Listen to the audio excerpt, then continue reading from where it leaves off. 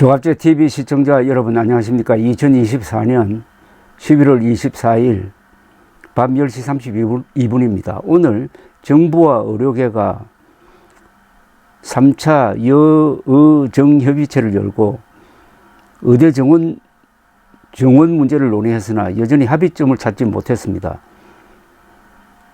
2025학년도 의대 정원을 조정하는 4가지 방안을 정부에 전달했다는 이 기사가 나오긴 나왔는데 이건 조금 문제가 있습니다. 의료계가 전달했다고 되어 있는데 의료계를 법적으로 대표하는 조직은 대한의사협회입니다. 의사협회는 비상대책위원회를 출범시키고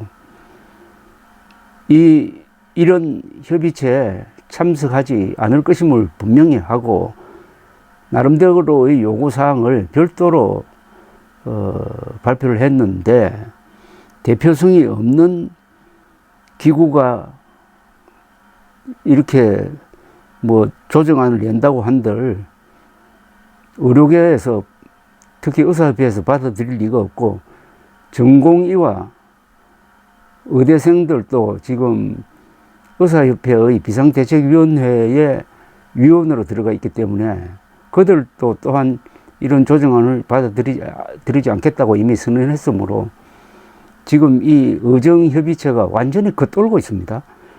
의료계가 제시한 조정안은 수시 미충원 인원 정시 2월 제한, 예비 합격자 축소, 학습 능력이 현저히 떨어지는 학생에 대한 선발 제한권 부여, 모집 요강 내에서 선발 인원에 대한 대학 자율권 부여 등인데 다양한 방법으로 2025학년도 의대 신입생 정원 규모를 줄이자는 뜻으로 해석되지만은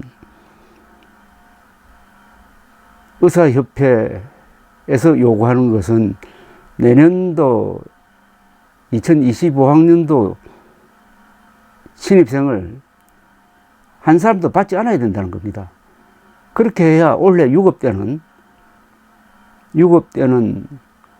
3,000명 정도의 의대생 교육이 정상화된다는 겁니다. 만약 지금 정부대로 밀고 나가면 내년에는 6업된 인원과 새로 들어온 4,500명을 합치면 7,500명인데 도저히 7,500명을 가르칠 시설도 교수도 없다는 겁니다. 그런 제안을 하고 있고 정부는 그거는 불가능하다고 하고 있는 가운데서 대한의학회 등이 이 회의체에서 이런 주장을 했다고 하니까 되지도 않을 일을 가지고 회의만 하다가 결국 12월 말까지 갈 것 같습니다.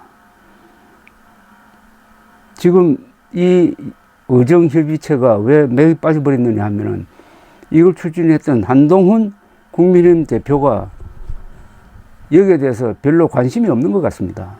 지금 자신이 해결해야 될 문제가 산적해 있고 최근에는 그 가족이 연루된 것으로도 보이는 당원 게시판 댓글 소동을 벌이고 있습니다.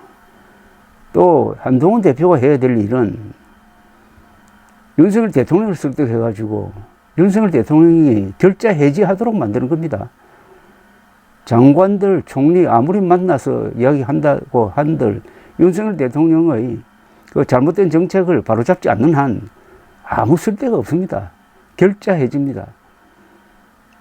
그래서 지금 의사협회 비상대책위원회에서 주장하는 게 그게 사실에 근거한 겁니다. 윤석열 대통령이 그동안에 허위 보고를 받고 국민들을 속인 데 대해서 어떤 문책이 있어야 된다. 즉 자기를 속인 사람들을 가려내가지고 책임을 물어야 된다. 그리고 그동안 거짓말한 데 대해서 사과를 해야 된다. 그렇게 해야 신뢰관계가 회복이 된다. 면서 윤석열 대통령이 과학적 근거가 있다고 했던 2,000명 더 늘리는 것은 이미 과학적 근거가 없다는 것이 밝혀졌다. 그리고 2,000명을 가지고 의사들과 진지한 협의를 했다는 것도 완전한 거짓말이다. 이런 거짓말을 해놓고 그걸 바로잡지 않고 밀어붙이면은 어떻게 전공의와 의대생 들어 돌아가라고 이야기할 수 있느냐. 사과, 문책, 그리고 지금까지 내놓았던 정책의 취소를 요구하고 있는 겁니다. 시한폭탄이란 표현까지 쓰고 있습니다. 의협 비상대책위원장 박형욱 교수는 윤석열 대통령이 의료계 곳곳에 시한폭탄을 붙여놓았다는 겁니다. 시한폭탄은 언젠가 터지는 것 아닙니까? 그러니까 시한폭탄을 빨리 제거해달라.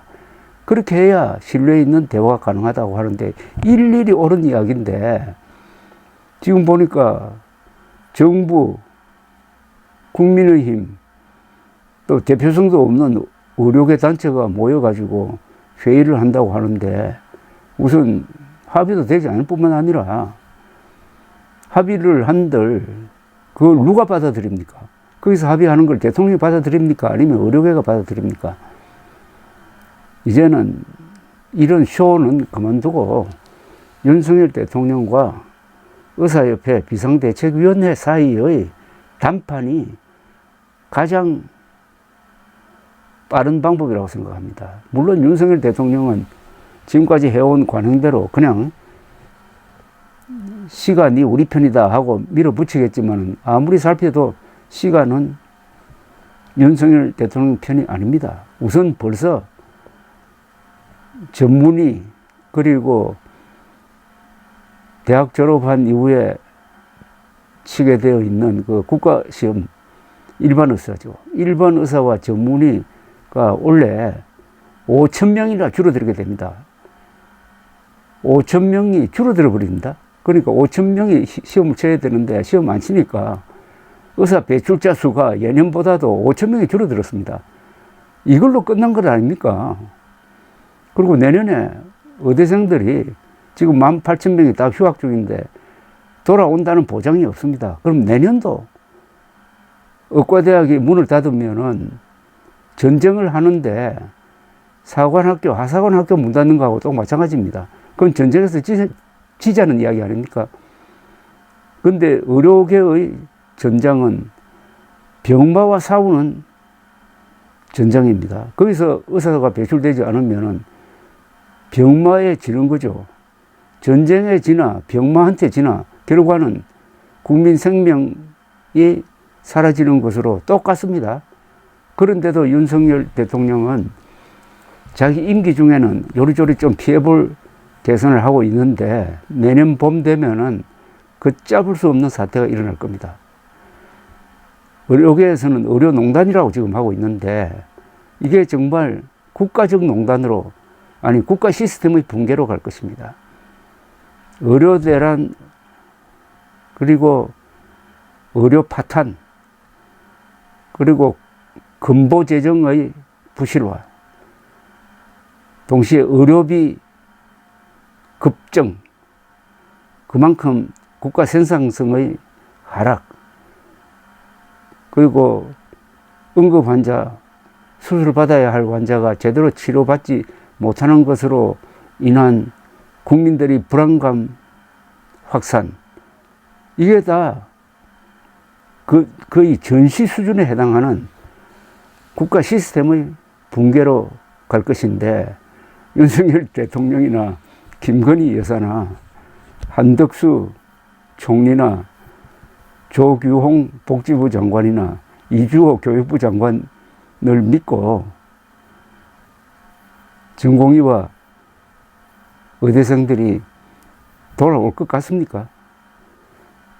이제는 이렇게 되면은 상황이 해결해 주는 수가 있습니다. 상황이 너무나 급박해가지고 이대로 두다가는 윤석열 대통령이 도저히 대통령직을 유지할 수 없다.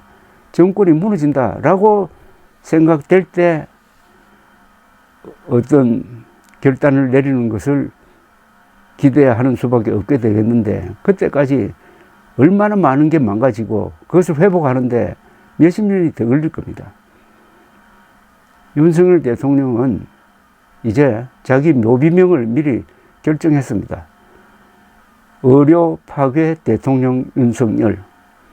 하나 더 붙인다면 세계 최고의 K 의료 시스템을 무너뜨려서 의료 천국을 의료 지옥으로 만든 사람, 이렇게 부제가 붙을지 모르겠습니다. 감사합니다.